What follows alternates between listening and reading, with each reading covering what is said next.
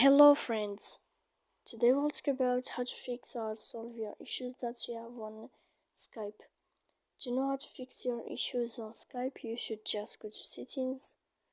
Here on this page we click apps, default apps, app settings.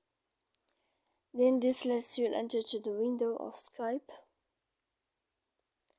Then this page of app info you will enter to first stop. Then we click OK. After that we click on storage. Here we click clear cache. Don't click clear data because that can mix errors on your app. And in the end you can turn off your phone to fix that problem. So please don't forget to support us, bell icon, and subscribe.